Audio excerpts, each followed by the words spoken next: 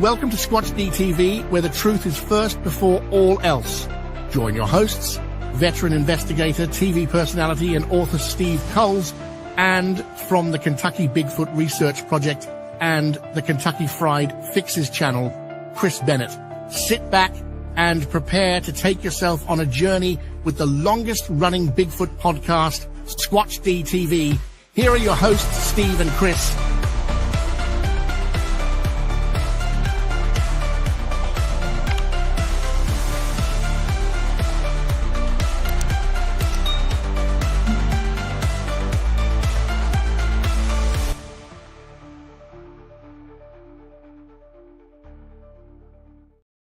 And good evening, cyberspace. Welcome to Squatch-D for today's date, January 19th, 2025. I'm your host, the Squatch Detective, Steve Kulls, along with my co-host right down there, Mr. Chris Bennett. Hello there, Snow Globe. Good to see you, Steve. Yes, sir. We have had a blizzard this morning. I mean, we got finally got the snow melted away. Well, about 98% of it. And then probably about 6:30 this morning. Man, we got it. I bet there's probably 6 inches on the ground out there. Really? I don't think we've seen 6 inches this year.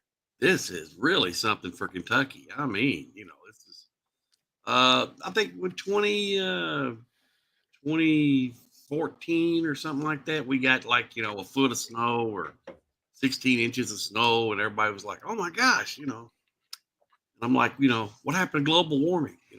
Where's it at? Where'd it go? Where'd it go? We can use a little global warming, right? Yeah, bring it back. I know we can use we can use it tomorrow. We're getting the cold snap, but not as bad as you guys. You guys are going to be into the negatives. Well, I know early in the morning it's supposed to be 6 degrees. Oh, see, here it's 2, but for 2 degrees for us is like 6 degrees to you, I suppose. Well, with the 6-degree deal, that's the ambient temperature. Of course, if the wind blows any, okay, there goes the pipes. They're going to freeze out. Well, what stinks is I got to work tomorrow night. I volunteered for a holiday shift because tomorrow is Martin Luther King Day, so it's a paid holiday. Yeah. But I volunteered to work in the evening. Oh, yeah. So, I always like to do that, work on the holidays. Little time and a half for money. Yeah. But Tuesday's going to be miserable, I know, because the weather's still going to be cold. Well, it's still winter, so we got a little bit ways till spring. So, but it's coming. Spring's getting a day closer every day. Another 2 months, we'll be almost in spring. Well, before we get today's fun discussion, let's do our roll call. Oh, yeah. Now, I'm sorry we did not have a show Wednesday last week. And we'll explain why in a little bit, kind of. But right now in chat. Golly. Hey, guys. First in chat tonight, short notice show. Here we are. Yeah, I'm sorry about the late setup of the show tonight. It was just one of those days. And we'll explain why, what's been going on. There's been I would say there's been a major shift in the Squatch Detective operations in the last couple of weeks, as they're not, Chris. Yeah, there's been some stuff going on, yeah. So all positive, I made it. Yeah. But wow. All I gotta say is wow. My mind. That's why I'm saying Bigfoot on the brain. My mind is fried right now. Woo. Anyway, first in tonight is Walter Kroll. Hello, Walter. Sharon from Belgium. Hello, Sharon. Good to see you. Karen Fisher, what's going on? Danny Weeks, good to see you. Good old Southern Sierra checking in. Roy Longley, how Roy? And hello to all the lurkers out there. Yeah, Roy represents the president. He's the president of the Lurkers Club. Yep. Appreciate you, Roy. And, of course, the Susie Monster. Hello, Susie. Good to see you. Who else? Angel Nolan. What's happening, Angel? Good to see you. I think did we say Sandra Piper? If we didn't, we say hello to Sandra Piper right now. John, Sasquatch Wizard Adirondacks. Good to see you, brother. Boris Khan. Goonie Goo Goo, my peeps. Boris, welcome. Grasshopper. What's happening, Grass? Patrick Barron. Hello, Patrick. All right. Good to see you back, my friend. Don Come Out Jr. Faithful Don in the house. Good to see you, brother. Now I'm trying to a lot of chit chatting going on. Ristel, there he is. Ristel's in the house. Who else? Bat Mom Tessa. What's going on, Bat Mom? Hello. What's happening? Arthur Watch. Hello, Arthur. Good to see you. Got Danny Weeks. Yep. Robert Denduven. Hello, Robert. Good to see you. Grant Rasha. Hello, Grant. Good to see you again. Welcome back, right? Welcome back. Who else? Jeff D. Smith. Hello, Jeff D. Good to see you. Yeah. Oh, you got Lil Kilroy. Lil Kilroy here. Jen, what's happening, Jen? Hello to Baron here. Oh my goodness. I'm lost. This name. Hello, welcome. Oin. I don't even try it. It sounds like a definitely Gaelic name. Well, welcome from overseas. Somewhere. We appreciate you. Just Steve is here, and Jen tells us that her office assistant is sleeping. Yeah, Mike? You're welcome. I don't know what mine's doing. He's over there. Probably waiting for his treat.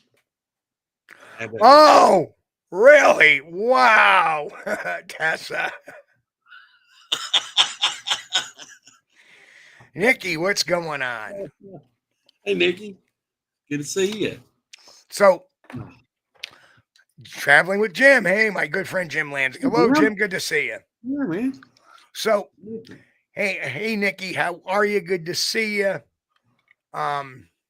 Thanks, guys, for hanging out with us tonight. I'm just going to ask a generic item to Nikki out there before we start today's discussion. Have you been through any of what I sent you the other morning? Or was it yesterday morning? Because what I did was I sent it to like a dozen of my peers just to take a look over. Jay Fritz in the house. Hello, Jay. Good to see you, Jay. So, all right. So, Wednesday, we did not have a show. We were supposed to. I noticed that. Mick, we didn't miss you, Mick. We know you're here. I miss it. Mick. Oh, I didn't see you. I didn't see any comments up there from you, brother. Oh yeah, he said something about nurse. And I remember it. Hey, and there's Lori Gibbs in the house as well. Lori. Don't want to miss Mick. I appreciate so you. Here's the interesting thing about Wednesday. I got into a little bit of a work overload.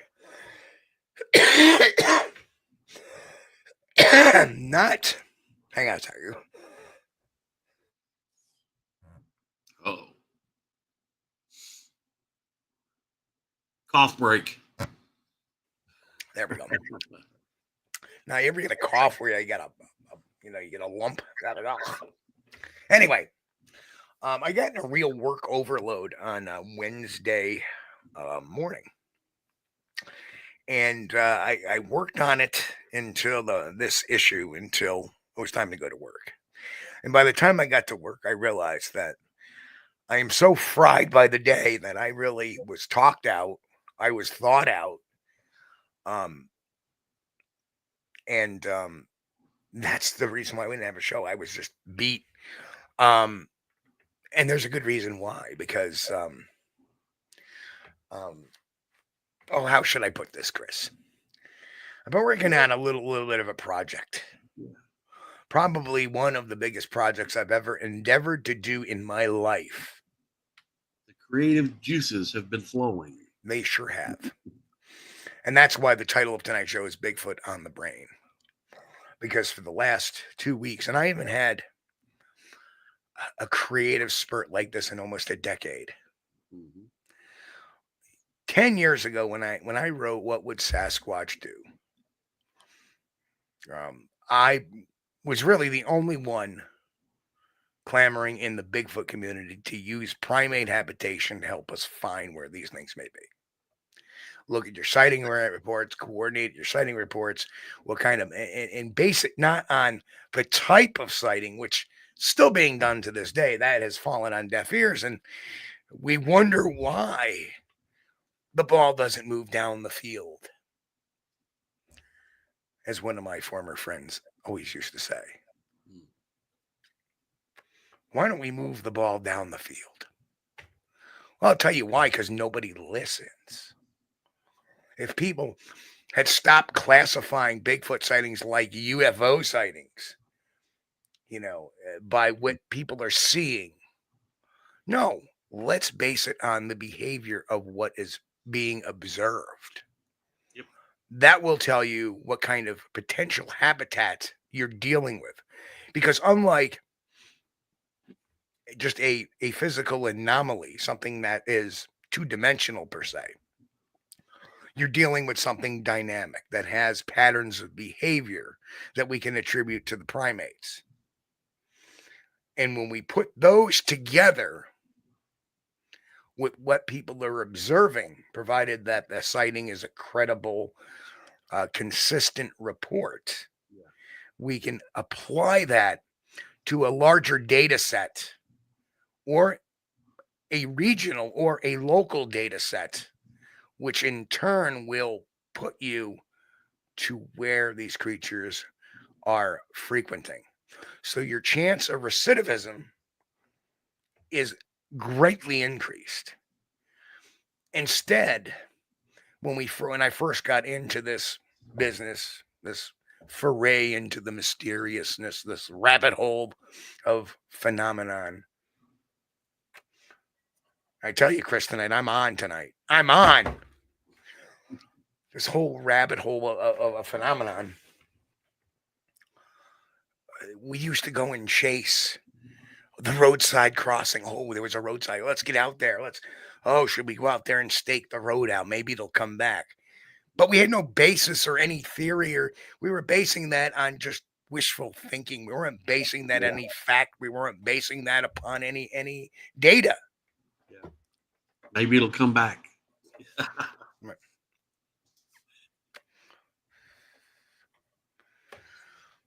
So I don't understand why people don't attribute, Bigfoot behavior to known primate behavior.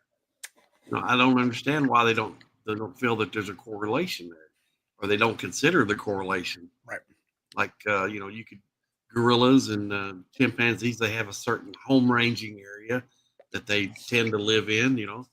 So you would assume that a large primate like Bigfoot would do something similar. Of course, maybe their ranging area is a lot wider, a lot bigger, because we're talking about a much larger primate.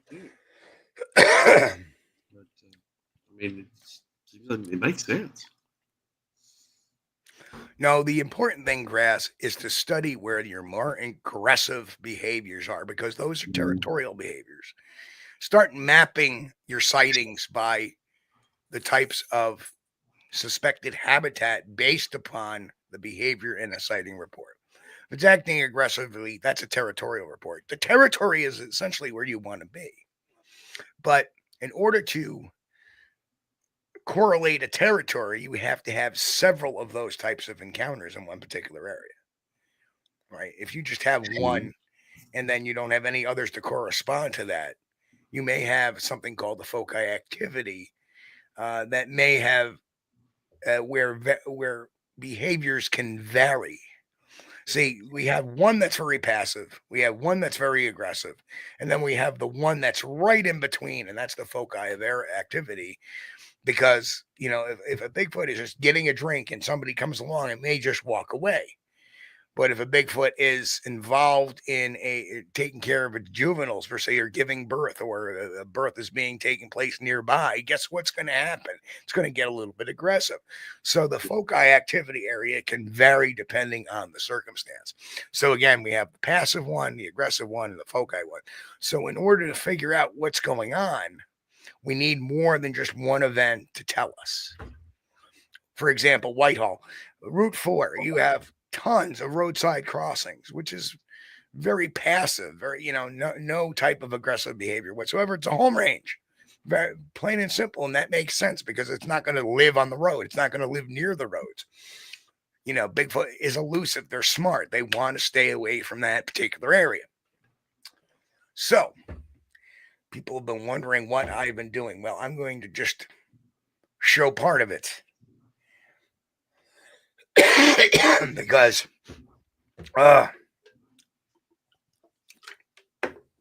because and the reason why my voice has been getting a little raspier and I'm a little more coughing a little bit more is because I've been burning through cigarettes doing this whole process. Because I sit here like a mad scientist. And that's what I have been for the last 2.5 weeks, Chris, is the mad scientist, right? Yeah. Poor Chris doesn't even know what I've been thinking. I turn around, I send him a document. I go, can you review this? And then he says, I got it today. It's X amount of pages. And I turn around and say, oh, well, we can add about another 60 pages to it. Because that's the way the process has been. This minute I'm thought, I sleep on it. I wake up the next morning and go, holy crap, I forgot about it. Maybe I want to explain this dimension or that dimension.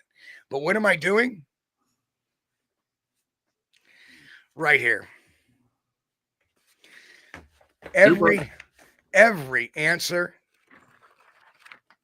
you want about Bigfoot is right there.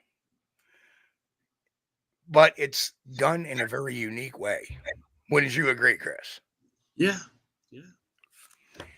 Because what you have here based on scientific fact, not everything. What you have here is a collection of reports, scientific reports, scientific theses on Bigfoot research.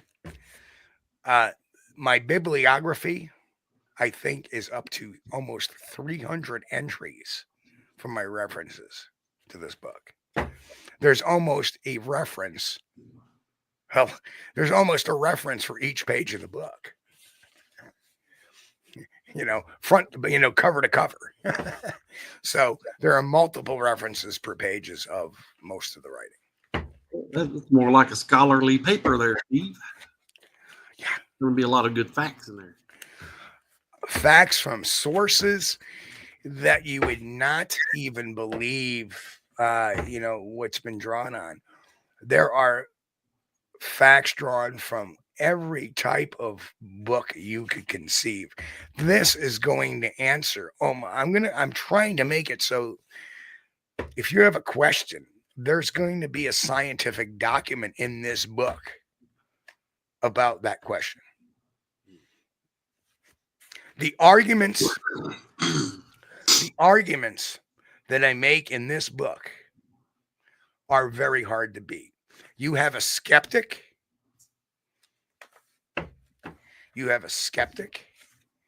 This is your argument against the skeptic right here.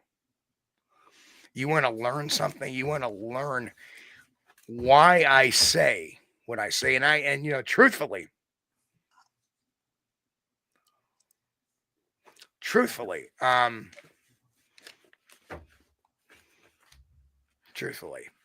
this is 27 years plus of Bigfoot research in this document. And none of it, not a single speck of it, is based on any of my own subjections. I've left my research out of it because as a true researcher, I use this type of material, which I will say this. When I first got into the Bigfoot world, there are a number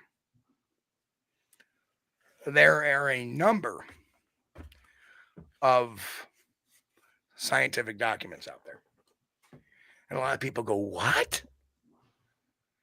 A lot of the newer folks don't even know then the work. Nobody knew Tim Cullen People forgot who Dr. Wolfhenner Fehrenbach was.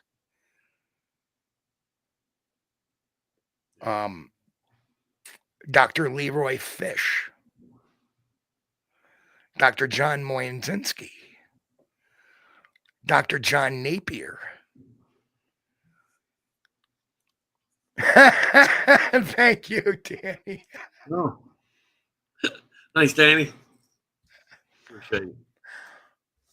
For every scientist people have forgot, guess what? This document brings them back to life. From Ivan Sanderson to what's going on today. This document brings them all back to life, makes them relevant again because they have been forgotten. It's not that their work has become irrelevant. It's just become forgotten amongst the noise and the prattle that goes on social media about Bigfoot being able to do this or not being able to do that or having this or having that. This behind me right now is 365 pages of scientific fact. And before I get done, it's probably going to be 367 pages, maybe even a little bit more, because I'm working on the damned table of contents, which is the most annoying part of the process. This is why I save it till last. Well, yeah, but it's good to have something, a modernized version of Bigfoot research too, Steve, because most of the books around Ivan T. Sanderson's time were just basically they would write up the classic tales.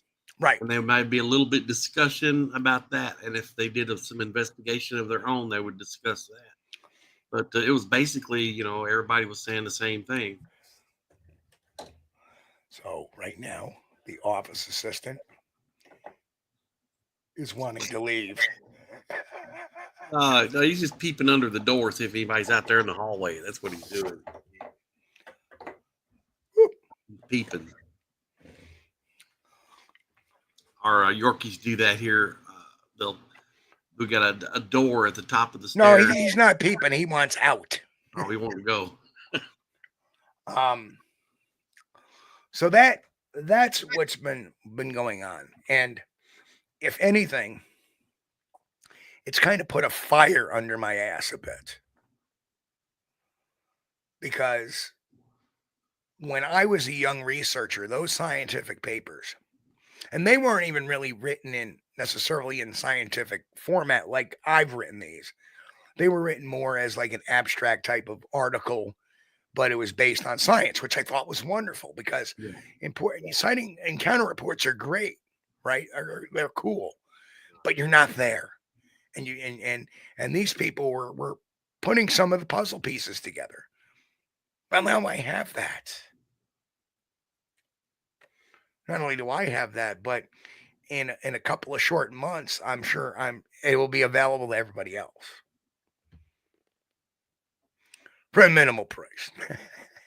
Looking at maybe March, sometime around April. You think maybe March? I'm going to shoot for April.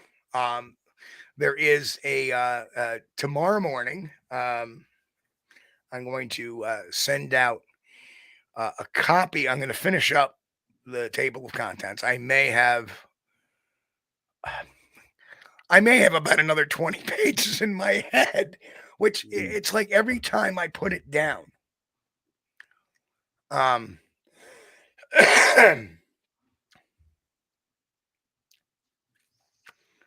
every time I put it down, my mind is going on, what did I miss? What did I miss? What did I miss? And then bloop, bloop, bloop, bloop, bloop, things pop into my head. So I probably have about I can't even tell you how many, because when you're writing this type of work, right, where I'm not writing just one scientific paper, I've been writing, I would write 3 or 4 of these different scientific papers and start citing and cross-referencing and stuff like that. Mm-hmm. When you're writing 3 or 4 or 5 a day, right, like a machine, I'm just a friggin' machine the last few days. And when I'm not doing that, I'm going to work, and then I'm coming back and I'm right back to it. It's almost like and that's why I say Bigfoot on the brain, because right now, I'll sit there and I'll do my delivery routes and I'll go, what did I miss? Well, it's the thing, when you're inspired, you got to go with it because, you don't want that inspiration to leave. Go ahead and take advantage of it. And is that a Red Bull? What was that?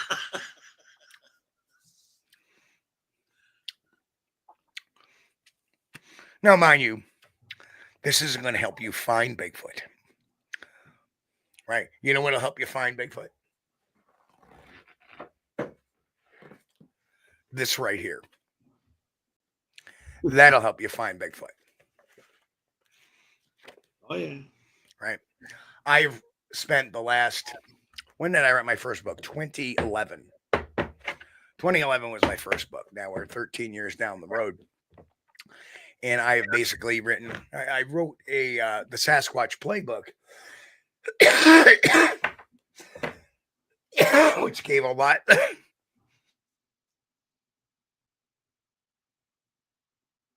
Which gave a lot of my thought processes on things like infrasound and eye shine and the like.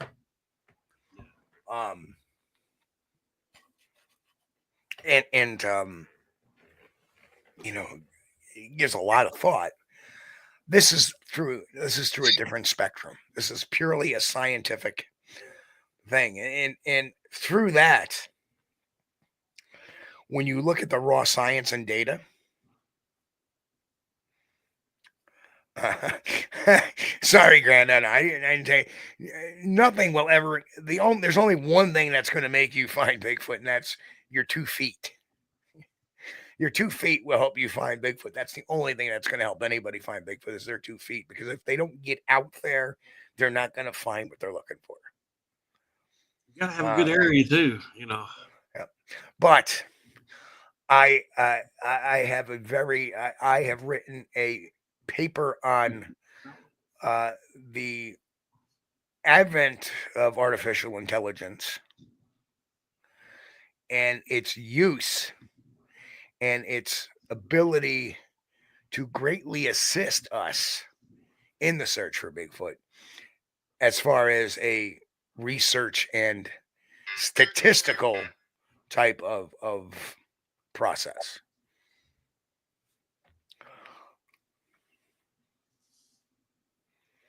Oh, I likes it. I saw mine on 4 wheels. Yep. There you go. But you still needed your 2 feet to put you in the car, didn't you?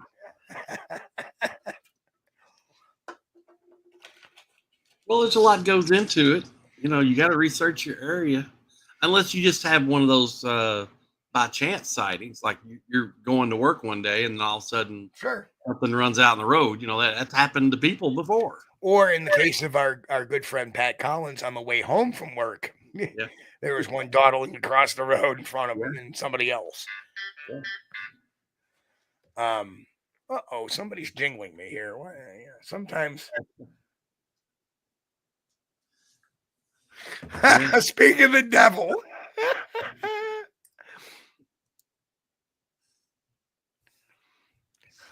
Oh, I know. No, I do not. Pat Collins is like, do you have the vid? No, I don't have the vid. I'm not sick. I just have the damn smoker's cough right now. No, it's not the Zeppelin ringtone. It just goes. Yeah, the change in the air is rough on your lungs too, man. Bat Mom goes, is Bigfoot messaging you? No, that would be Igor. Sorry, Grisha does not have my phone number. Oh no. You can prove Bigfoot exists because he's on the phone. Listen, you want to talk to him? You know. Oh boy. Oh boy. Isn't that strange? I have 365 pages here, and not one of them, and there's not one reference to Igor. I wonder why. I wonder why. Because this book is not about the carnival barkers. This book is about the science. Oh, again, Lori. thank you, Laurie. Wow. Oh. Sorry. We both clicked at the same time. Thank you, Lord. Appreciate that $2 super sticker. So yeah, and the book in person will probably be debuting at drumroll. I have, my standard 3 events this year. Of course, in August, I'm going back to Hocking Hills for the Hocking Hills Bigfoot Festival, and Pennsylvania Bigfoot Camping Adventure. That'll be the end of the month of August, and then the end of the month of September is, of course, the Whitehall Sasquatch Falling Festival, which hasn't been, on paper yet. Well, Ohio Salt Fork's coming up before long too, I think. Yeah, but I don't get invited out there. Yeah. Well, it's a pretty good drive, even from here, and I'm in Kentucky, and our states touch, but it's a pretty good drive. But I gotta say, that time we went up there to the Ohio Bigfoot Conference, that was a pretty good time. I enjoyed it. Lost a lot of money at the casino on the way. Oh yeah. I mean, and of course, there's a lot of other things going on. Like next year, there may be a few more that's on the board. Yeah. We're gonna have to see how things go. Well, earlier Grasshopper was talking about choke points, and I can kind of agree with that. I don't know about a choke point between the forests, unless you're talking about like a power line cut or something. That might be a good spot to concentrate. Take it for 1 second there, Chris. Mm-hmm. I got to get another beverage. But I do agree with that theory about choke points, and especially if you research along the river, and what I used was, the behavior of the great apes. They don't like water, and the large ones can't swim. Either that or they never learned how. But so in order to cross a river, they're going to be looking for a shallow area or a place with an island. The river has an island in the middle. That way they can just wade out to like knee deep, then step up on the island and walk across. And then when they step into the water on the other side to reach the bank on the other side, they're only going about knee deep to maybe waist deep. So I always try to look at islands in the river. And that has worked out really well for me in Kentucky. Along the Green River, it's no secret. And, that was where I found my first trackway of a family group of individuals, was where they had crossed the river and utilized that island in the middle. And that was a choke point there, because there's north and south. There weren't any other islands there. So if they were going to cross in that one area, that's the one area they had to go. So I'm kind of in the same agreement with Grasshopper there about there can be choke points that you can concentrate on, and if you're lucky, you'll come up with some evidence. So, funny thing happened on the way out to the fridge to get a drink. What?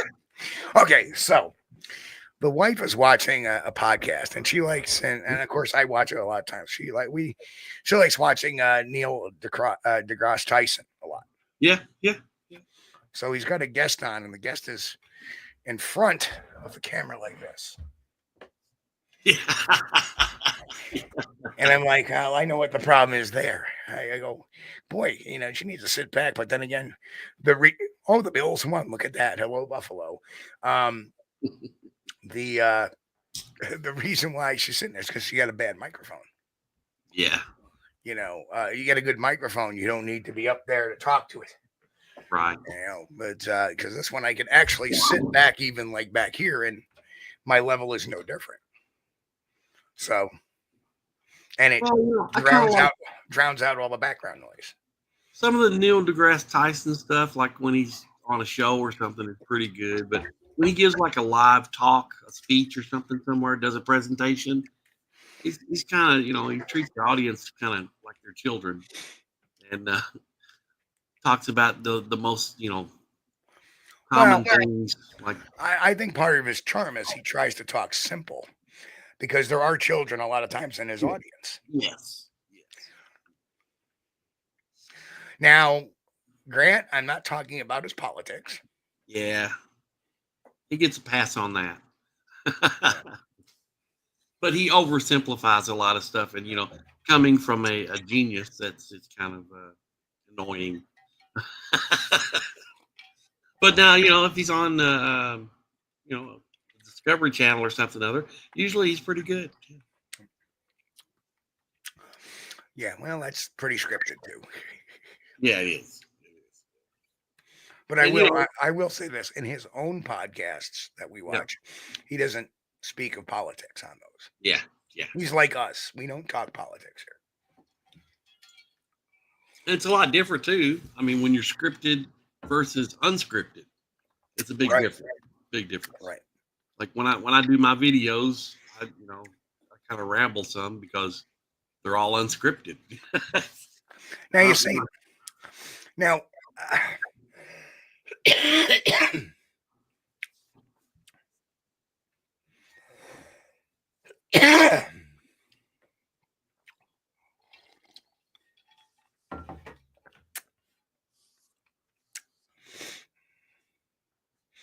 So I love the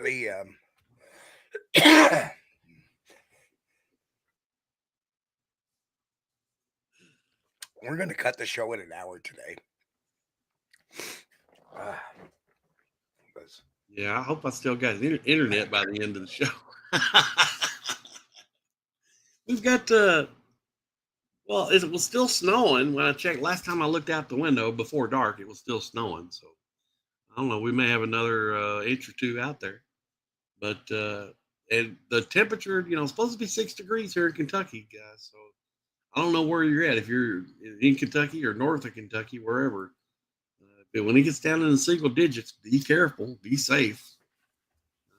Leave the bathroom cabinet door open under your vanity there, because there's going to be a lot of pipes get froze tonight at 6 degrees. Well, regardless, Tyson is not in our field anyway. No. And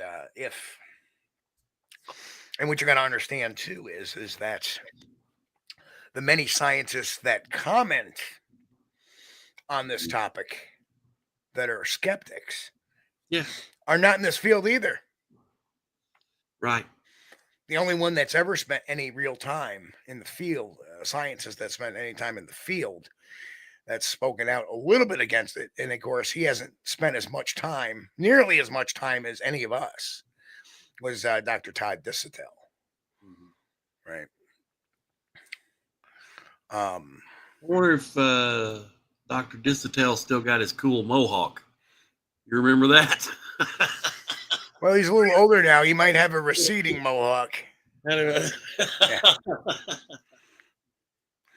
Oh man, if I don't blame it, looked good too. If I had hair, I'd probably do that too. But luckily, I don't.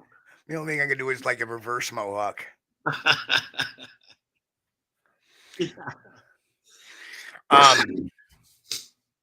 Oh, 8 degrees, Helton. Man, that's cold. Yeah, when it gets down in the single digits, be careful. Even spending any time outside, you go to the mailbox. Bundle up. It's cold. Now, you know what I need, Jen, is a scotch. That's what I need. Well, we can send you something from Kentucky to heal that cough. That'll take care of it. Soothe it. Nice, warm, soothing. And what people have to understand is that the scientists that are skeptics that look at the science and are skeptical, they're the ones we have to listen to. Like, people can get very argumentative with Ben Radford, Kenny Biddle, Joe Nickel. I get along with all of them. Why? Because I don't take this personally, number one. Yeah. And number two, I ignore it when they go personal on certain things. And they very rarely do. Yeah. And I'll be the first one to tell Ben, you're wrong. I think you're wrong. And he'll turn around and say, he thinks, I'm wrong in particular things. And we leave it at that. It's nothing personal. Yeah. Right? Well, that's the way it should be. That's common sense. Okay. Man. Let's stop with the word. It starts with a W, ends with the E. I may not agree, but yes. Off the politics, folks. Off the politics, please. Have to remain neutral. No politics during the show. Regardless, remember when we were over at the Bigfoot forums, I had to write some guys. Grasshopper said the perfect thing. A PhD doesn't mean you're still not an idiot. Very true. Very true. Very true. This means you have a heck of a student loan debt. Right. Especially these days. Right. Well, there was that one PhD lady on that Monster Quest, I think it was, that said that they couldn't support any large mammals in the Pacific Northwest. And no, that was Dr. Philip Stevens, who said from the University of Buffalo, who said that there's no evidence that supports that there's no evidence that says a large primate could be supported in North America. Yet he forgot the fact that we are very large primates. Well, that's two then, because there was a woman doctor on that show. Well, she was talking about the food source. Yeah, wasn't enough food to support. Wasn't enough food, but it could support a bear, a grizzly bear getting ready for hibernation, or a black bear. Which 1 and 1 don't make 6. Right. 1 and 1 is not 6. And if they better understood the calorie needs and the available foods in the forests, they would understand very quickly that, because they may have been a biologist, they're certainly not an ecologist or a forestry or a degree in forestry. There's Matt from Central. Is that say Florida? Matt, that should say Central Kentucky Bigfoot now, man. And he's saying, love it, single digits tonight. And Chris is like, screw you, buddy. Well, this is not typical Kentucky winter weather here. Normally, we're like, it's acting up because Matt just moved in. I mean, don't blame Matt. That's it. Just blame Matt. Just blame Matt for moving to Kentucky. That's the reason why all the bad weather this year. Yeah, down there in Florida, man, 35 degrees and they're screaming. They're like, oh my God, we're going to die. It's like 35. I'm like, wow, 35. Yeah. Go outside to the mailbox in shorts. But, yeah, we're getting a little cooler weather here than what we're normally used to. We don't normally get this kind of snow. And Grasshopper said Matt defrosted enough to type.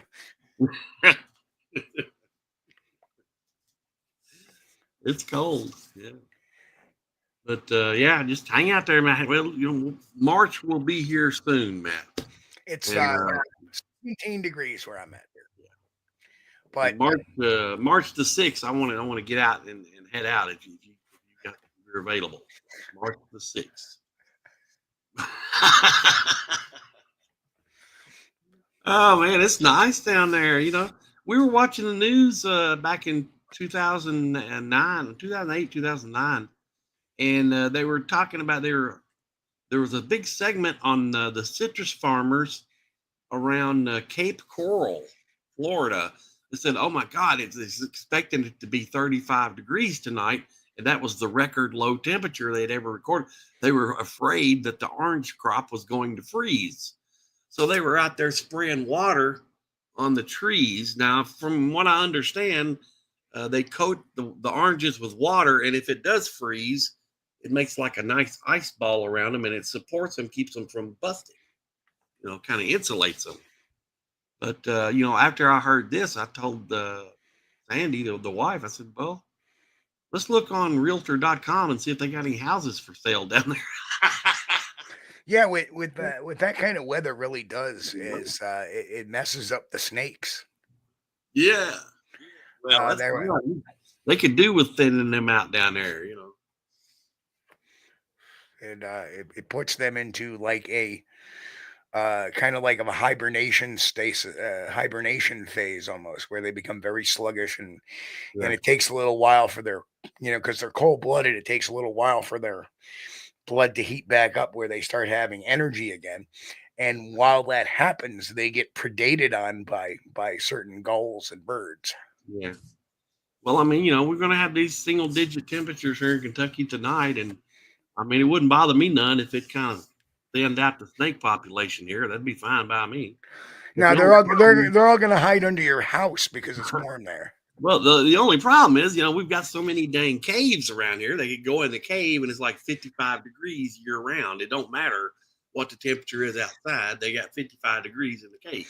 It's always amazing. You go to a cave, like in our area, we have something called House Cave, and you can go down Mhm. there and you take an elevator down to the lower caverns, and you go in there. And it's chilly in here, Yeah. right? Yeah. But then you go down there in the wintertime, it's the same temperature, Yeah.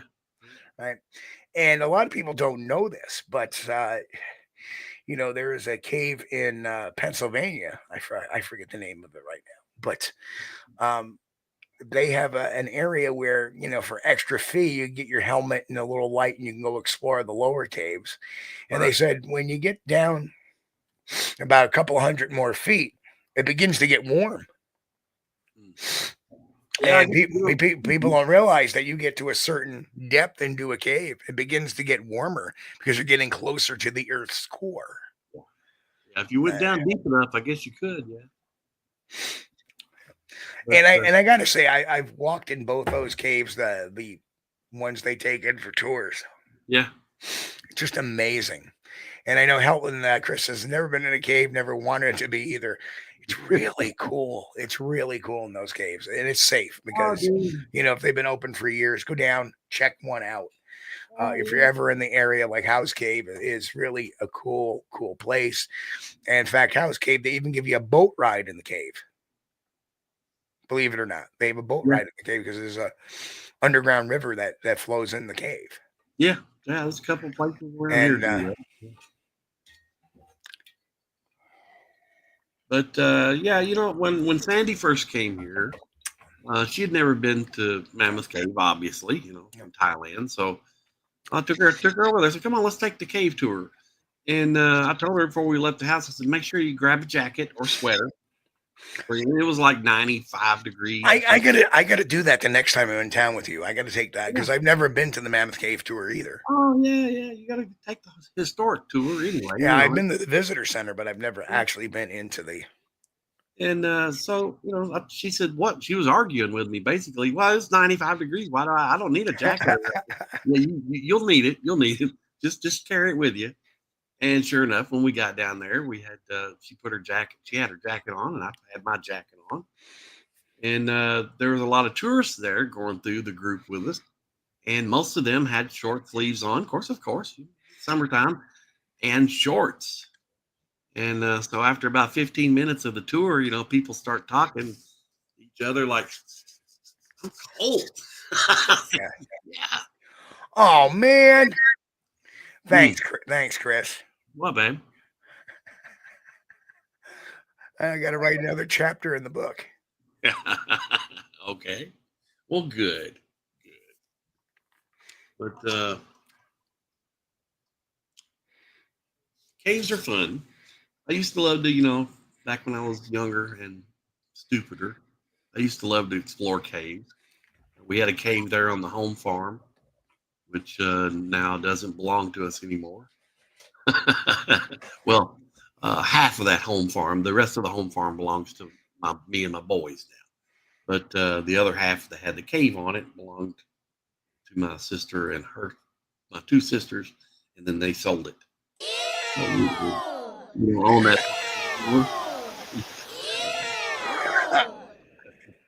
We were on a loop there. But yeah, that's cool going in caves. And I've been in caves before that had a very strong animal odor. I mean, a strong animal odor. But I was attributing that to coyotes using it for a den. At that time, had I even considered that there could have been Bigfoot in that cave or a Sasquatch, there's no way I would have went in that thing. You didn't consider there were snakes in that cave either, did you? Well, in the summertime, there's usually not. You don't really have to worry about snakes in the summertime in the cave. In the wintertime, fall and winter, oh, yes. Yes. When it drops down in the 40s, hey, they're looking for the warmer temperatures, buddy. So let me put it to the chat tonight. Let's ask the chat. What questions, what ideas would you like to see in a book, in a section, or in a chapter in my Bigfoot book? Let's put that out to you. Look like a Bigfoot face. Yeah, that's in Steve's last book. Your mind is searching for to put a face in something.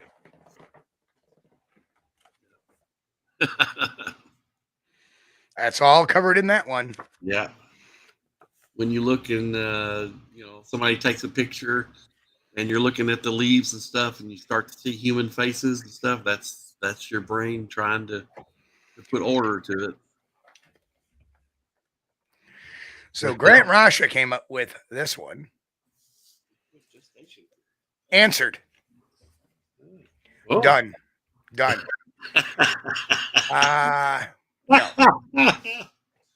Oh, well, I don't know.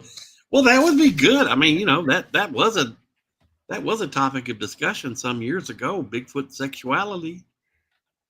But I don't know how you could that would be a rabbit hole right there, because that would be all theory.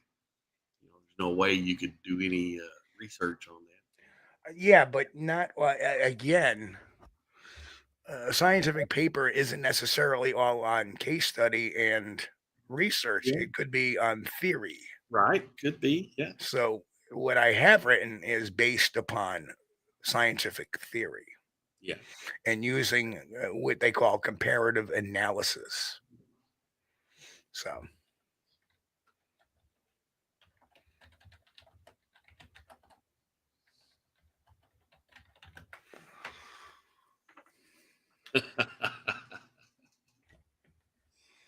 Oh, Bigfoot's best pickup lines. Grant, that kills me. That kills me.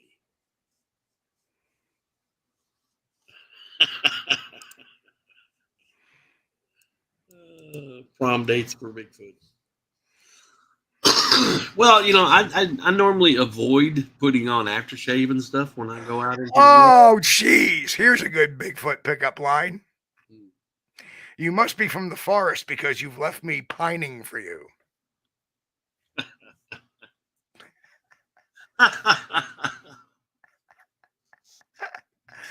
Oh my God! I heard something here on a TV show or something. There we are. A little bit late, but there it is. Was your mother a reservoir? 'Cause damn.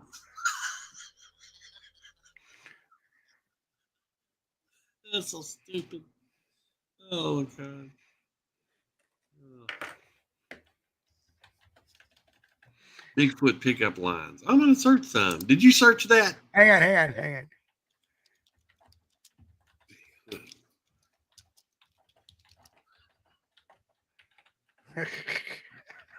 What we got? See, Grant, now we got.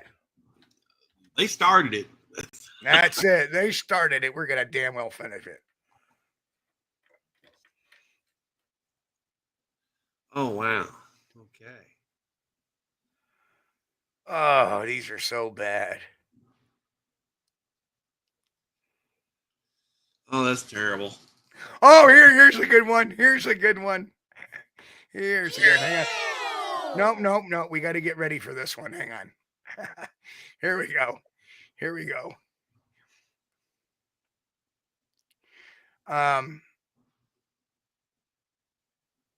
Oh, hang on. I lost it now. Damn it.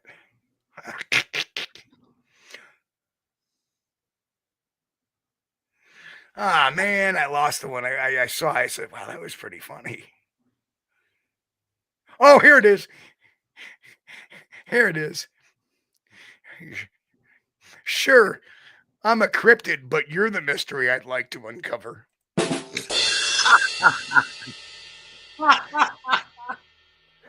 Oh, yes. Yes. Yes, that's a winner. Yes, that's All right, we'll leave it at that. Oh, man. Oh, here's one. Oh, it's not a pickup line. Sorry. It's good, though. Bigfoot walks into a bar. Nobody believes he's there. Oh, God, that's good.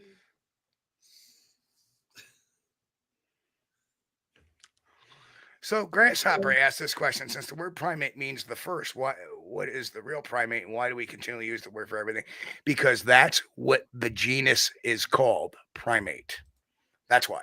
It's the technical, scientific genus word for the creature or the animals, including ourselves. That's why. Genus primate. So that's the reason why we use the word primate. It's too late now. It's like, why do we use the word human for humans? Why don't we call ourselves Homo sapiens? Well, it's really Better quit. I'll be telling, or be fun looking up platypus jokes next. yeah.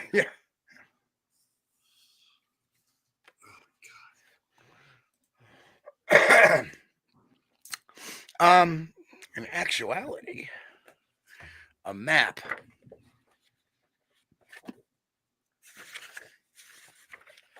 that Yeah, that's good.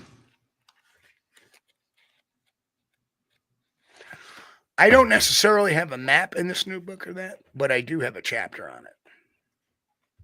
Oh, Mick's got a good one too. What's that? How about possible Sasquatch social structures, families, and outside groups? Done. That's in there. I'm telling you right now, this work is so comprehensive. There's only going to be a few questions that are going to be left.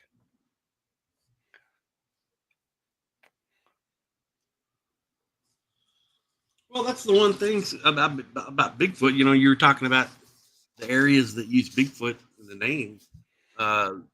Bigfoot, these creatures are known all over the world by separate cultures by various names. Yeti, Yeren, Yowie, Yeah, right. Orangpindek, Mapangwari, the Almas, the Almasti, the And some of these cultures, especially like Nepal, you know, were cut off from completely cut off from other cultures. So there was no way for them to be telling the stories about the hairy guy. So it's kind of strange. If Bigfoot is just a made up thing, it'd be kind of just a story. There's a lot of people telling the same story. Yeah, well, Grass, if that's directed towards me, this book is not subjective. So, oh, I got it. Got it. Not raptor. Hee. Oh, that's a raptor joke. Sorry. Got it. Chat's a little strange when things come across like that, so I apologize. Yeah. I could probably find that was something Raptor would say. And the amazing thing is there's nothing subjective in it. It's analytical more than anything else. Platypus jokes. with source examples, with a lot of, like I say, the bibliography in this book is over almost 300 different references. Yeah. Yeah, this one's already been covered too. That was in so it was a good deal. That was covered up in the psychology of last Bigfoot. one, yeah. But there was, you talked about that a little bit before in the one before the psychology. Oh yeah, I mean, every book I've written, I think, covers a little bit about hoaxes. But the psychology of Bigfoot goes into it a lot deeper too. Oh yeah, it's a deep dive into, again, a guide to understanding Bigfoot claims. And that's the reason why it's not the fattest book in the world, because but the information in this is so comprehensive that, you have a 150-page book all about the brain and how it works and its relationship to Bigfoot sightings or any sightings in the paranormal for that matter. And it gives the thing about this book is it gives a lot about it gives real world case examples. There's an interest about each chapter. Grant Rasha says, do they prefer eating humans wearing velvet, flannel, corduroy, or all natural? Well, I think all natural, because what happens is when you have corduroy, you kind of get very sinewy and It's pretty not tough. Yeah, it's I kind can of imagine that would cause blockages and stuff too. Yeah. But that is kind of funny, Grant. I mean, that has come up. And you know what happens when the Bigfoots get bound up and they have to have a blowout, at least over in Soha where Matt Johnson has his Bigfoot, right? You know what happens, right? They go to the portal potty. Yes. All right. Sorry, we had to have one more rim shot. Well, there's been some discussion on that. Does Bigfoot eat humans? And I got to admit that thought has crossed my mind in a worrisome way, but never anything serious. Can't help but wonder. When you're looking at one, you can't help but wonder: is this thing going to kill me and eat me, or drag me off, or what? Now Jen has posed a very interesting question. And Barron wants to know, why do they supposedly not like dogs? And there have been reports of Bigfoot aggression towards dogs. Yes. So okay. See, where you guys are helping me shape this book a little bit more. Very valid. Yeah. Yep. So maybe we'll take a delve into any information that we can come up with on that particular topic, see if there's any scientific basis to it. At least what we can do is a paper on if it's relevant or not, if there is similar aversion in other primates or a similar aversion in wildlife that may give a reason as to why Bigfoot do not like, canines. This is great. We're actually crowdsourcing the book right now, where everybody's coming in and well, I agree, Grass, that there have been reports that Bigfoot's been very aggressive towards the German Shepherd, and I have a basis on that. If anybody knows the Moose, Don, Moose, Don, our good friend Don Gumow. Moose do not like big dogs. Why? Because it reminds them of their natural predator in the wild, the wolf, or the coyote. So it is entirely possible that Bigfoot may have an aversion to big dogs because what they see is not a domesticated, let's say, German Shepherd or a husky, but what they see is a version of a wolf.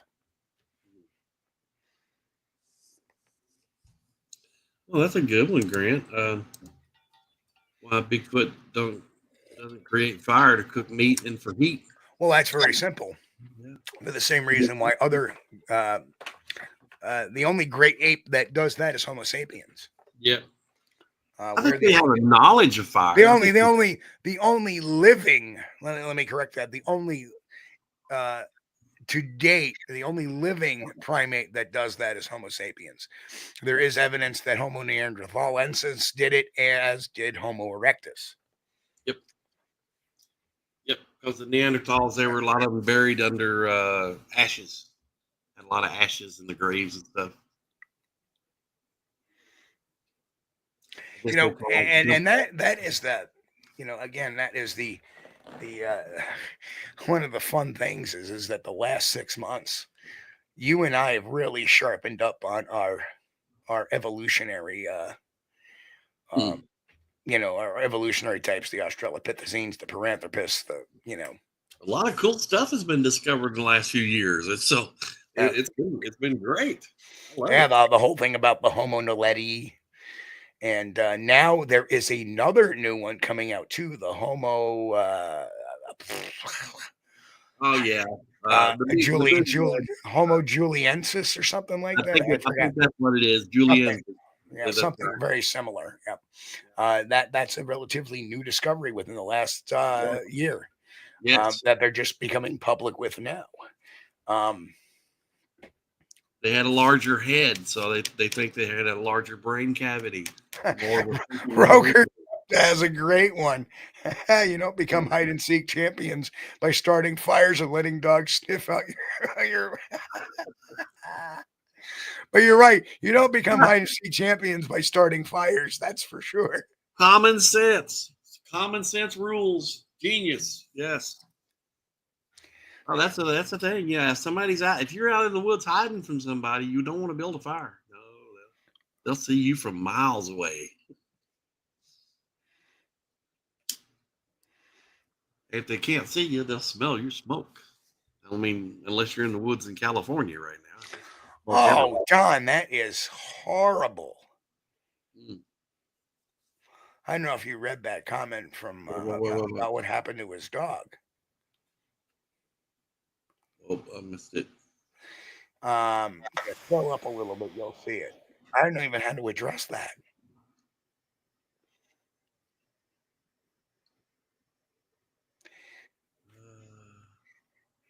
And that's very doubtful, Grant.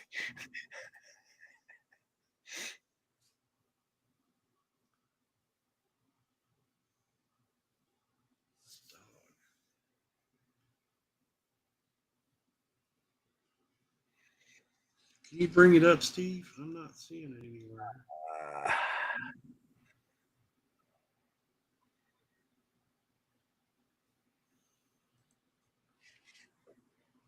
My dog was hog-tied and hung 8 feet in a tree. Oh my goodness. That's awful. So there's another one that says, how about, is there maybe perhaps a relationship of dog, a possibility of a relationship between dog or Bigfoot and maybe another animal similar like dogs and us? And I would have to say that our relationship with dogs has a lot to do with our advanced brains so much. I'm sorry, I'm looking at the mic when I'm talking. It has a lot to do with our advanced brains a lot. Like we're the only creatures on the planet that domesticate other animals, like horses and pigs and cows and horses. They're all domestic animals, and we're the only ones to really use those. You do not see that in any of the other great apes. You do see some symbiotic relationships, like I forget the name of the fish that kind of attach themselves to like sharks. Right. If you ever notice a shark and there's like these little fish that are always around them. Yes. Well, I had heard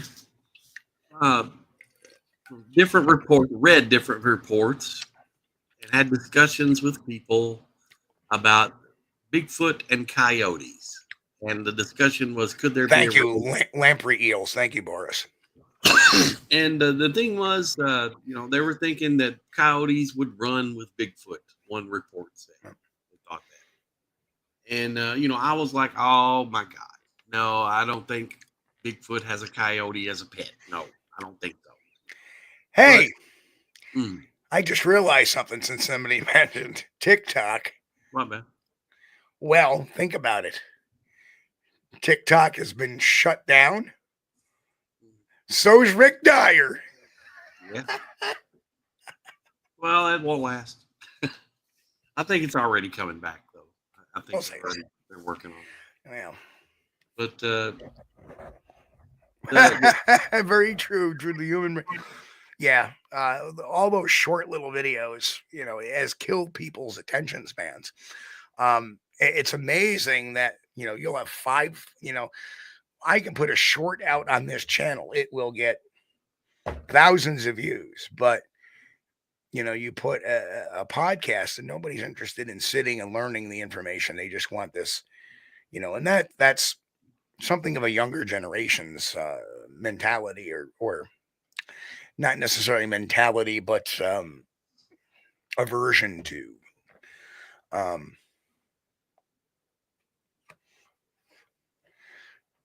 Dogs are very loyal.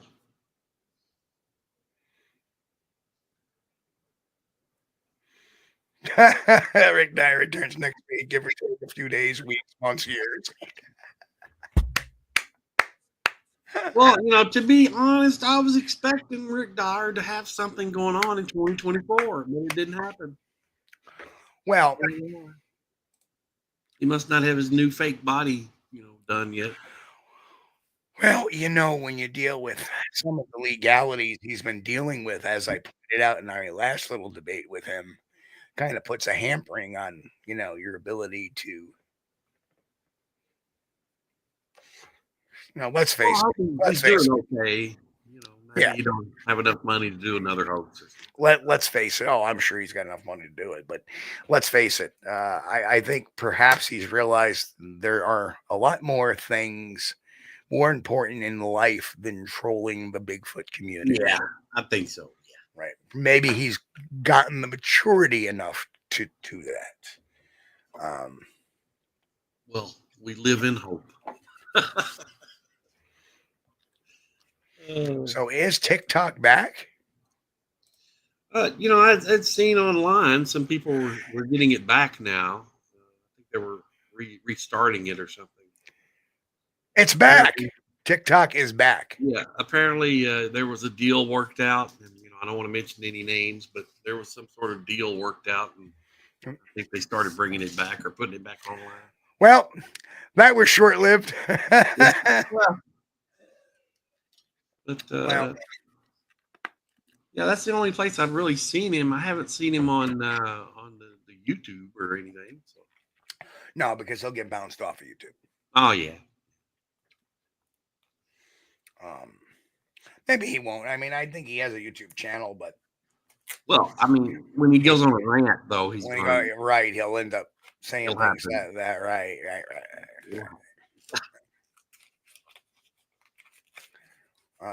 Yeah, it's me, Jen. I don't watch TikTok either, but every now and then in actuality, there are a few channels I like on TikTok. One of them is called the Chubby Beard Bandit, and he reviews. He is a large Southern guy who likes to watch cooking, and he looks at these different cooking inventions that go on, and he'll make some funny commentaries on it. Yep, cheese ain't gonna fix that. He's pretty good.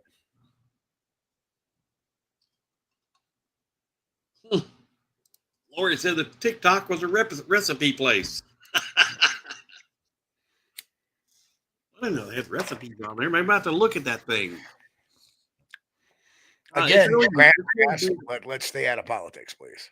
Yeah, TikTok is really big in Asia. My wife was talking about it. Right, and every once in a while, I will use TikTok to snipe a video for discussion here. So everything has, every piece of social media, everything has its ability to produce fruitful discussion, even if it's something ridiculous. Yeah. Ridiculous Bigfoot video. For example, it was TikTok that solved the Bigfoot Peeper mystery.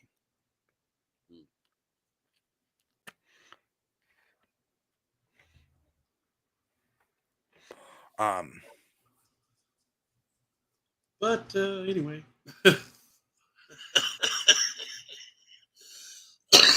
Well, we're going to get off here, Steve. Or you want to do the rest of the time? We got 45 minutes left. Well, let's keep it going for a little bit more because people are hanging in. But, yeah. Let me give you, while we're here, let's do a little bonus time. Let's do it. Still no news. They didn't release any names, Grant, that I know of. I don't know who so it was. I don't think well, this is the paper that started it. And it's called The Psychology and Neurological Dynamics of Bigfoot Encounters, a Comprehensive Study. That was the original thesis paperwork. Right. And then it started spawning me on other papers, such as the psychological and social effects of a Bigfoot sighting on witnesses, a comparative analysis.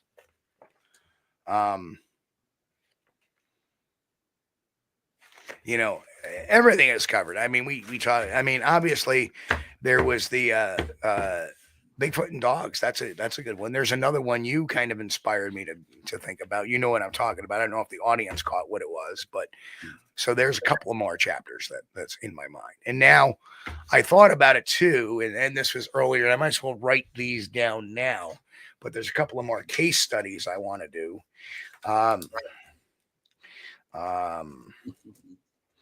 And let me just do that real quick. And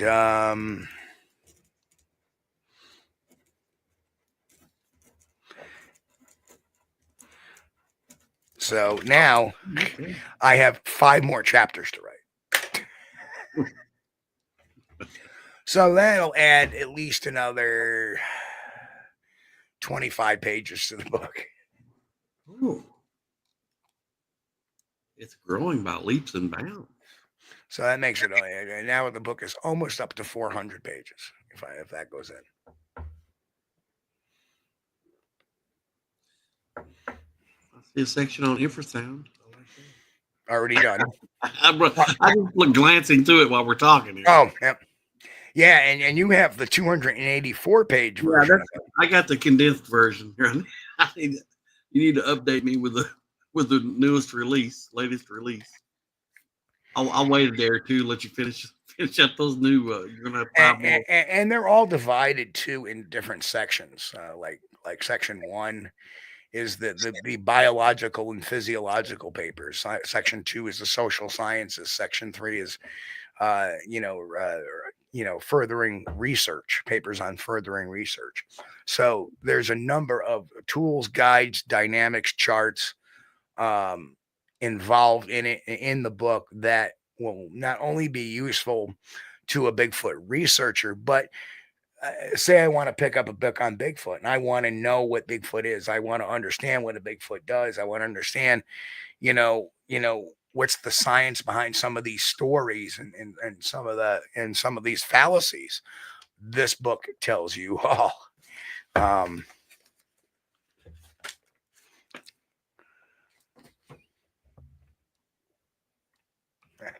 Yep. It looks like you're going for your thesis here. Yeah.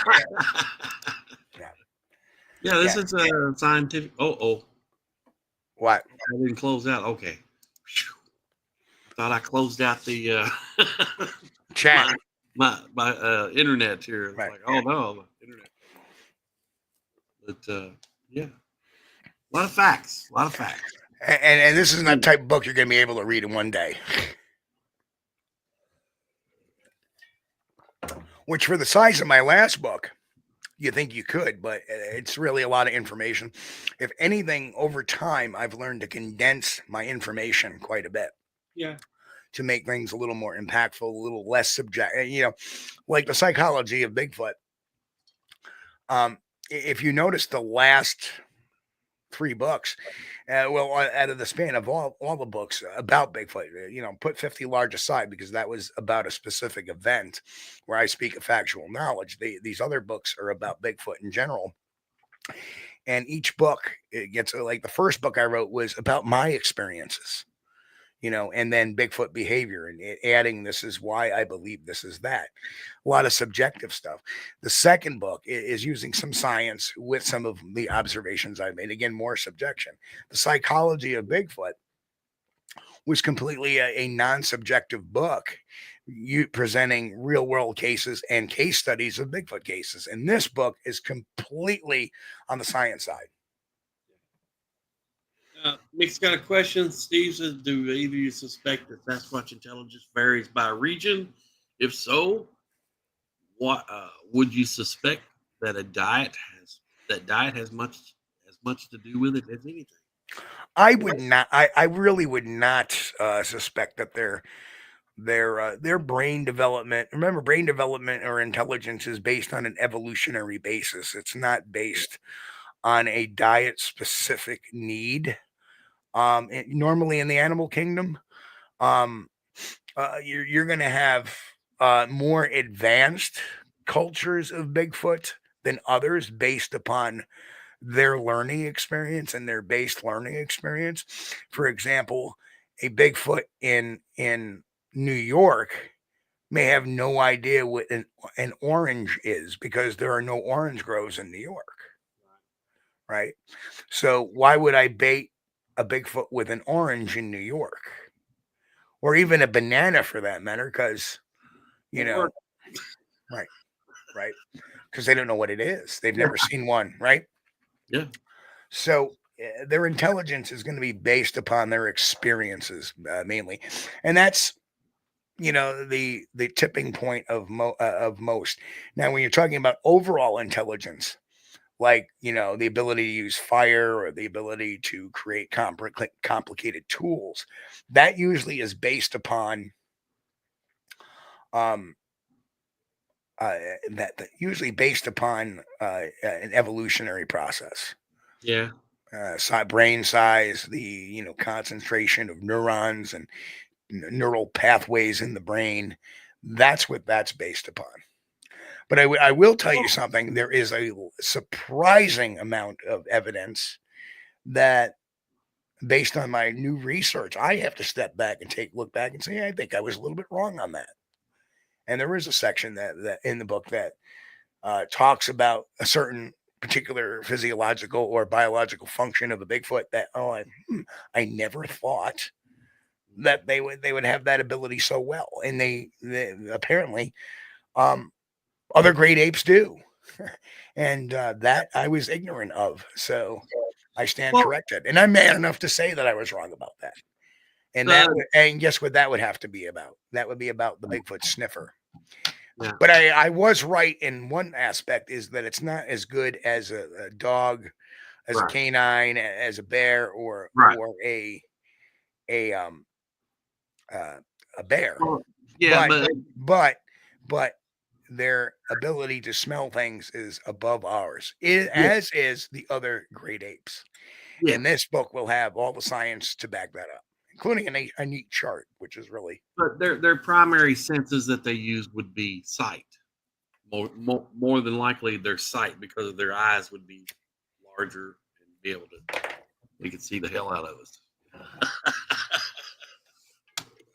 But I think Mick does have a point. He does have a point. Nutrition does relate to intelligence. A population that has a good nutrition value and well fed and are healthy will likely be more intelligent than another population that well. were If hungry. if you strike back to Darwinism, the groups, and I will, although the likelihood of this of them actually being a clan, I think the witness evidence will suggest the opposite, that they're not really a clan, which is a group of beings with familiar ties, familiar, not familiar, but familiar ties. Familial. Familial time, thank you. Say that 5 times real fast. Well, there's an R at the end of it. That's Familiar. terrible. Familiar. A group with familiar ties. I don't believe that the science exists for that. But could they be called a troop or a band? Yes. Wow. And that would be the actual scientific proper terms to call Bigfoot a group of Bigfoot, either a band or a troop, depending on how their family structure is. Yeah. Oh, Jen, yeah.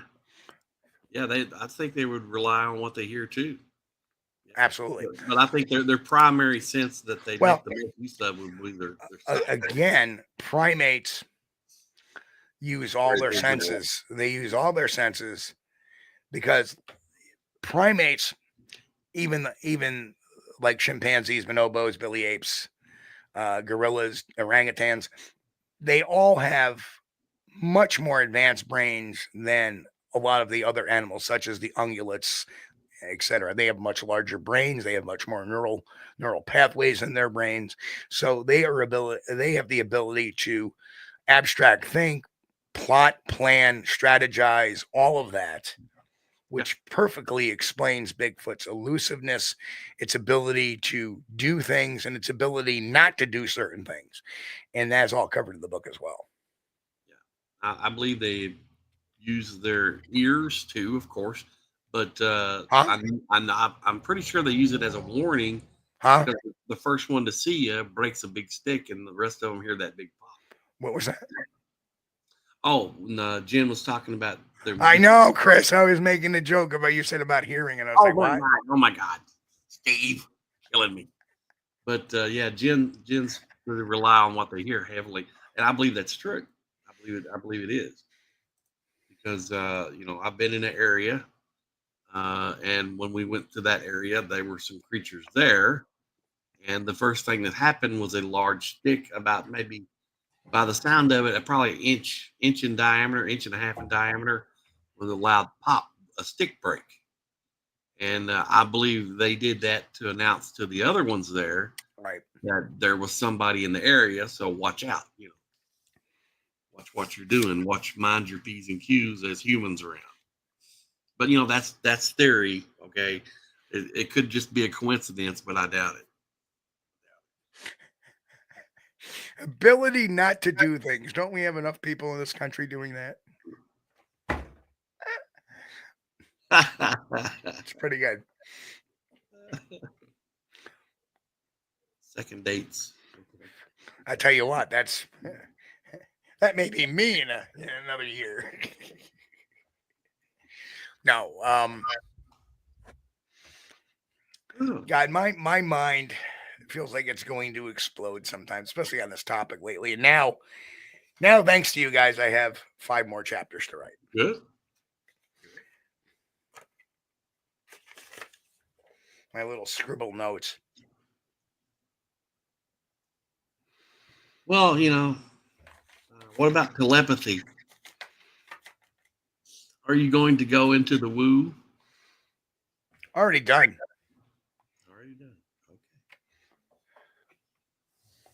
Already done. Because that's going to be a question some people are going to ask.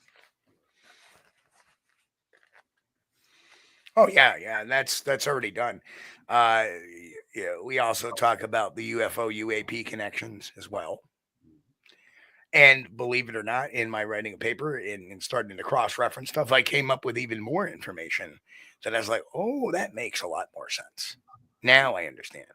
So completely correct on the pathogen strategy.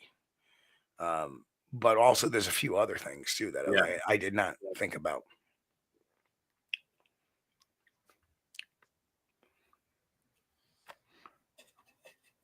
Oh yeah. So let's Grant has a good question right here. Yep. You go get ahead. It. Go ahead. No, go ahead, Chris. So no telepathy. Some believing they can paralyze people. Some subsonic sounds is also BS. Okay, let's think about this. Research has shown that, and this will become no surprise, but like I say, you'll see it in the documentation, that there is a plausible possibility of Bigfoot having the ability to use infrasound. However, people feeling paralyzed, stuff like that, has nothing to do with infrasound at all. That has to do with their limbic system. Okay. People misunderstand the mechanism, right? Yeah. So you get hit with infrasound. It doesn't have the ability to freeze you. It's your body's reaction to it that's freezing you, not the source of it, but the internalization of it. You have something called the limbic system. That's flight or fight, and also fright. So there's times when people freeze up. You ever see something going down? People talk about, well, this guy pulled, a gat, and next thing you know, there's an incident going on. And I just froze, right? You ever hear a witness say that? Yeah. That's their limbic system working. Has nothing to do with the perpetrator of that shooting an infrasonic sound at them. It's how their body reacted to it. So don't confuse a person's limbic system and attributing it to the ability of a Sasquatch. The ability of Sasquatch potentially does have the possibility of producing infrasound, but it's how the person's body reacts to that sound that is actually at play here, not the other way around. They can definitely do something to you. Right, Grant. Fanning goes there. Yep. Right. So you gotta understand cause and effect. That's all it is. It's cause and effect. It's not.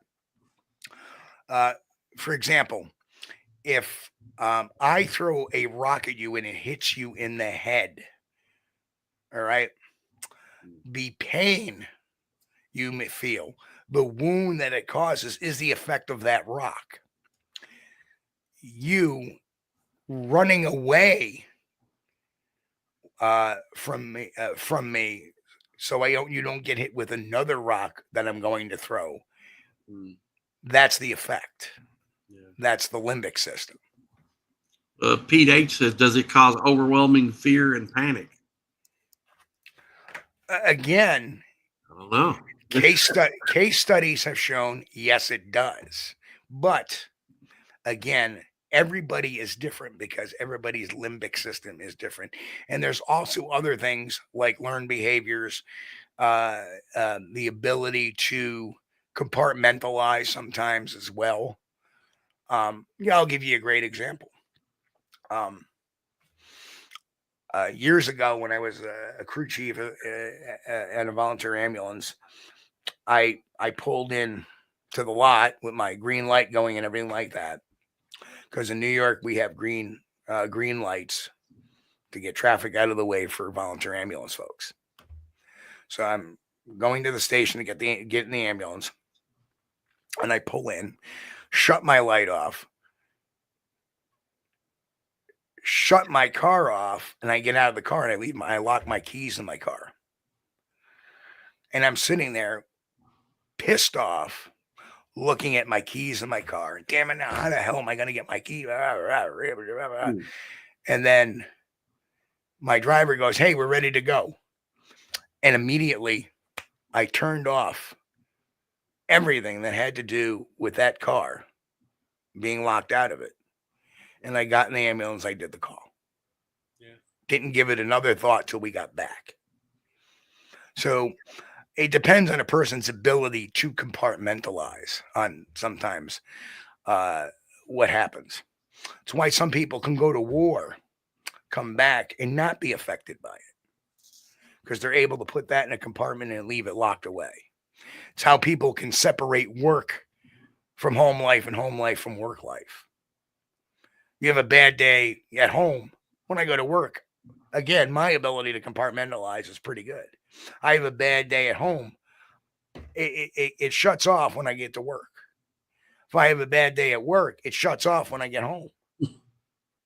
So that's why I'm not one of those people necessarily to bring work home with me, unless it's something I am passionately involved with. Now, when I'm working a really tough case, yes, I would bring that home with me because my mind is still working on it, because to me, it's a little different there. But with the exception of some very bad stuff that had happened when I was a paramedic, for the most part, I was able to keep work out of my home life until, as you know, being a medic was a tough thing, and I had developed PTSD from it, and I had developed, from a couple of really bad scenes. And unfortunately, that brought me home. And even my ex-wife says, after that particular event, that particular day, you were never the same person again until recently, really, until I overcome that. But I was never really the same person after that. And I never saw that in myself. you know, and maybe I still to this day have some after effects of that. Some people handle stressful situations different than others. Well, this wasn't a stressful situation. This was just seeing something horrible. Well, that's stressful. Yeah. Some people can handle that. Some people, I don't necessarily consider that stress because I have no problem. I had no problems with handling the situation and dealing with the situation. It was the emotional portion of that affected it. You know what I mean? That like I ran that call perfectly. We did A, B, C, D, E, boom, boom, boom. Everything was perfect there, right? Yeah. But you come home and you look at your kids and then you think about what you had just seen at that fucking fire. And that's what yeah, that was the issue. It wasn't necessarily so for the first time in my life, I think even the death of my father, I was able to, and I'm getting a little personal, the death of my father, I was able to compartmentalize for a lot of it. You know, my father passed. We were expecting it. Okay. All right. My mom was a wreck. Who made the funeral arrangements? Me. 20 years old, making funeral arrangements for his father. Who made sure everything was good, made sure all the processes of my mom's stuff getting, or my father's stuff getting over to my mom was me. Right. I did all of that. My communications to my brothers who lived hours away when he was in his final throes. I was the one who made the communications. When they asked us to put him on life, if they want us to put him on life support or not, my mother turned to me because I was the cool, calm, collected one, right? But damn it, if I lose my keys, I am off my rocker, right? A lot of responsibility put on you as a young kid. Right. So the ability to do that and even the aftermath of that, I was able to compartmentalize it. So it did not bother me the rest of my life. I used it as tools to move forward. My brothers, you know, and my one brother, Bob, God rest his soul, always said to me, I do not believe that you did not become either addicted to drugs or fall into issues with that and issues with other stuff. And the only thing I ever regret was my deceased brother was a police officer. And he was kind of my role model. He was my role model. And I wasn't man enough to tell him that at the time, or I was too not humble enough at the time to tell him that. But that's the real reason why he was my role model. Of course, I wasn't going to fall into that pattern. You know, we all had this being we needed to make our father proud of us. We needed to do that. And I wasn't going to do that and dishonor my father's death by turning to somebody that he would despise. Yeah. Right. So that is, you know, that's all part of me here. That's why you always get the truth and honesty out of me, because that's, you know, my father said a man has one integrity. That was my father's quote. That's right. And certainly. Or he has none. Well, my father would say you can have a, you know, you can have a shitty integrity. Right? Everybody has an integrity, you know, it depends if it's a good one or a shitty one. And that's the way my family talks. The word shitty, it was a common word used at my house. Yeah. Well, I'll tell you what, my thoughts on locking your keys in your vehicle. I have a black GMC pickup truck. Nice truck. Well, I mean, I'm not bragging on it, but it wasn't bad. Okay. 2014. All right. I bought it in 2017. And 2 years ago, I locked my keys in it. And they're still in there. I just don't drive it anymore.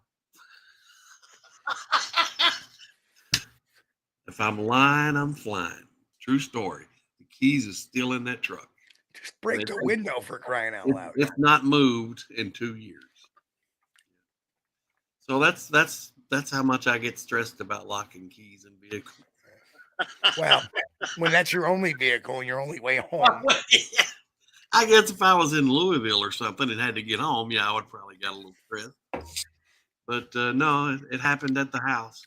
And I didn't even do it. I started the truck up and shut it off. And I'd pop the hood on the truck and close the door.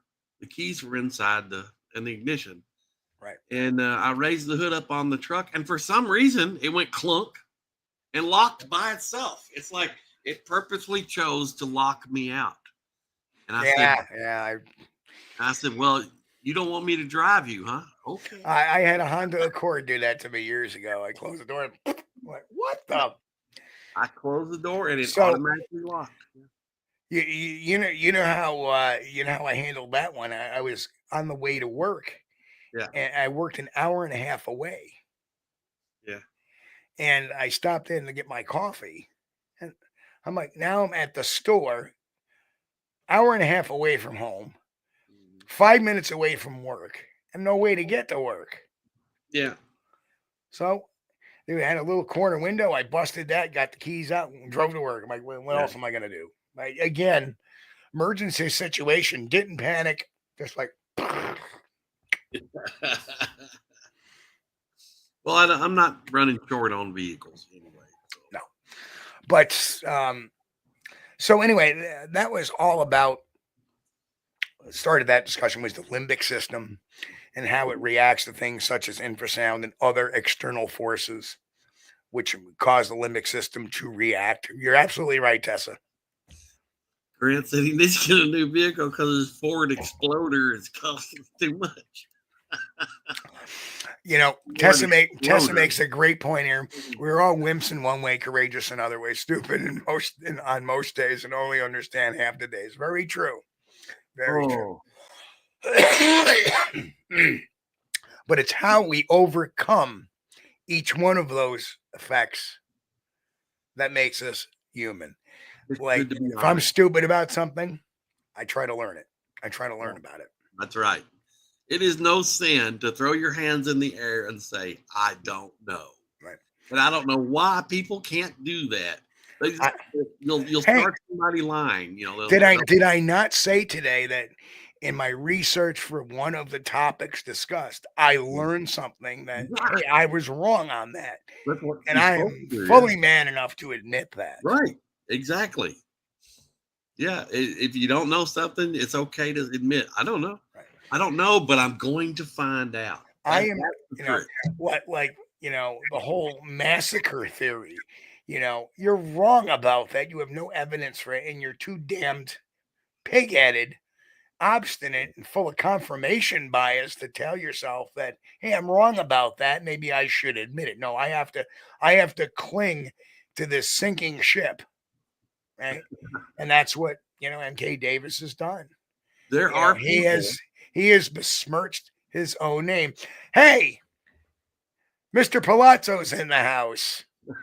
And I just wanted to say this too, a big happy birthday to Mr. Palazzo tonight. Happy birthday. So we'll get that. Oh, my dad's birthday too. All right. Happy birthday, Dad, wherever you are. With big happy birthday to you, Steve-O. We got to get together real soon, and we'll get that other character that sharpens the knives, and the three of us. I heard you two went to Lake George over the summer. Well, next year let's make it a trio, and let's start some trouble. I'll get that message out to him. Bat Mom says there's a difference you admit when you're wrong and learn about it. So many people don't learn from it. That's true, Bat Mom. We could just make the world a better place if people would just admit when they're wrong and learn from it. How many times are you going to hear somebody say, oh, nowadays, they say, oh, I was wrong. You're right. You'll never hear. There's people out there, they'll never admit it. Never admit it. They'll just keep on going. So what can you do? Let them go. Boris says each one of us is a brain and an athlete and a basket case, a princess and a criminal. Okay. I can't find my princess. I'm sorry. I've got a little Yorkie called Roxy. She's a princess.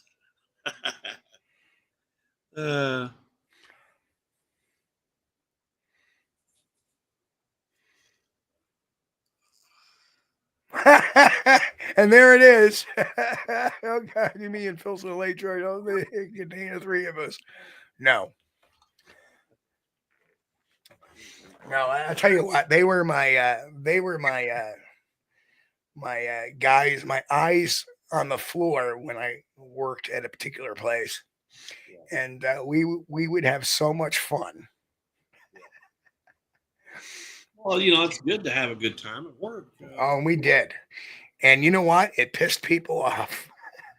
Yeah, well, you got the people that really hate being there. But you know what? My place I work now, everybody loves to have a good time, including the bosses. Yeah. Because we're there to get a job done. We get it done. So who cares what happens in between? We just have fun. Happy people are more productive. It's a fact.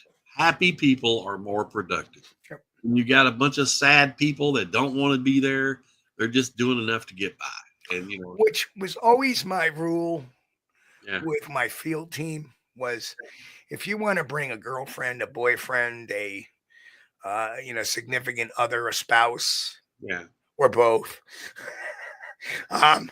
just bring them.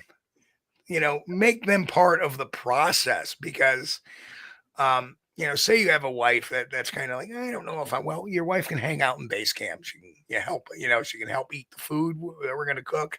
She can, have fun and get a few laughs, because our camps are always lighthearted and fun. Why not do that? Yeah, that's very true. That's why my field team, I want that. I want people, if they bring their spouse number one can understand why it's fun to them.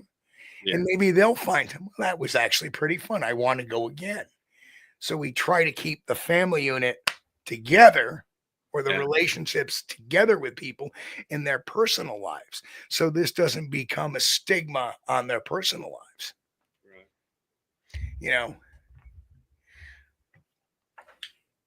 So that's a huge thing to me as well.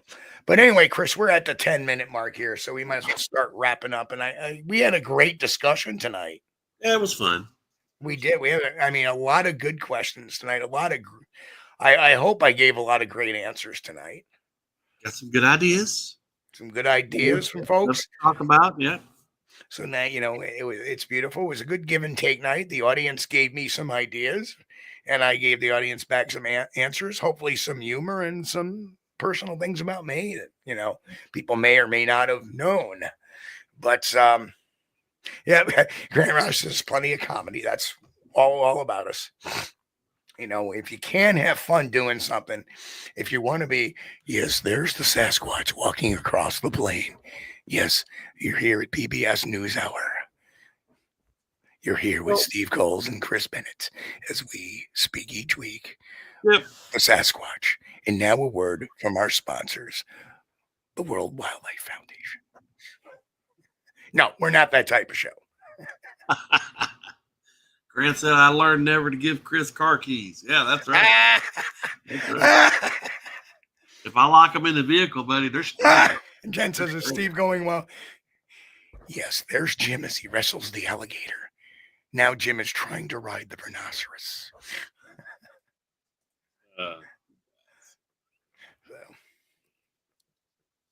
That's why I kind of enjoy doing these shows with you, Steve, because I just consider it just a conversation. This is about like when we were talking on the phone, basically. Yep. Except we can see each other here. I like that. Plus the audience, you guys are great. Appreciate having you there.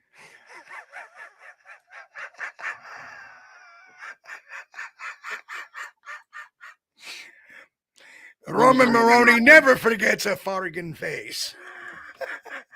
Oh, Mick, no, we're not going to do any calendars, bud.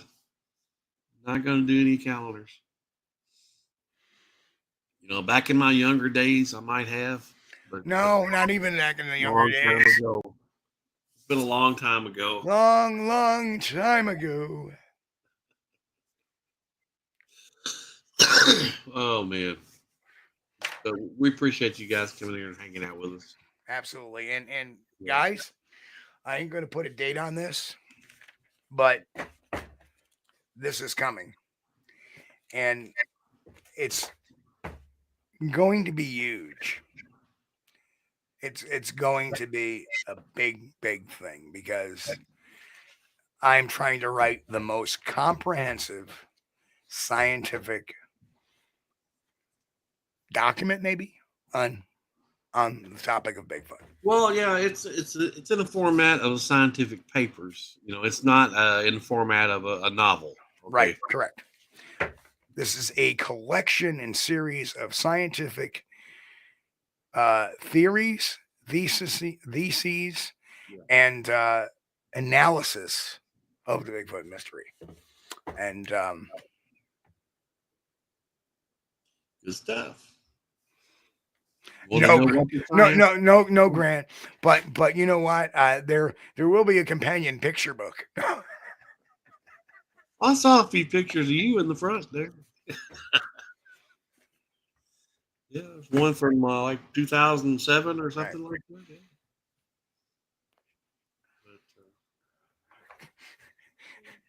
But, the lady was. Oh, you want to have fun? Next time you go to McDonald's, ask for the picture menu. Can I have the picture menu? I want this.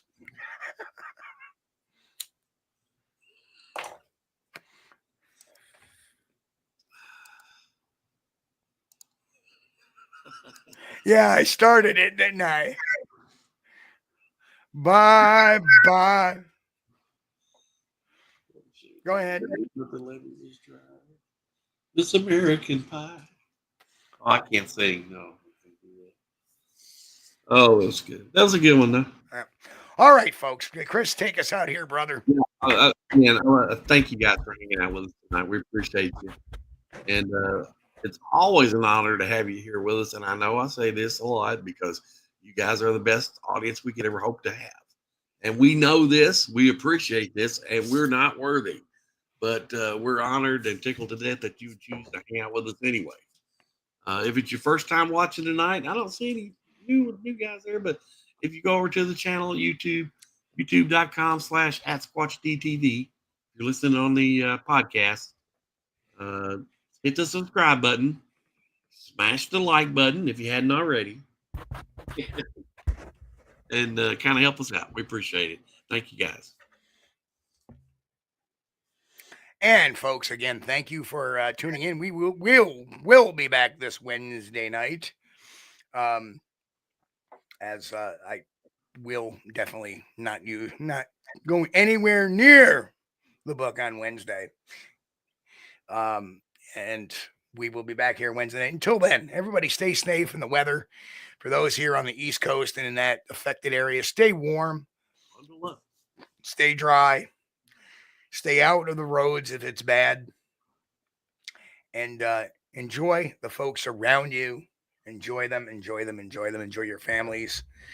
And everybody, I love you guys. You all know that. And we'll be right back here Wednesday night, 9 p.m. Eastern, right here on Squatch-D TV, youtube.com/SquatchDTV.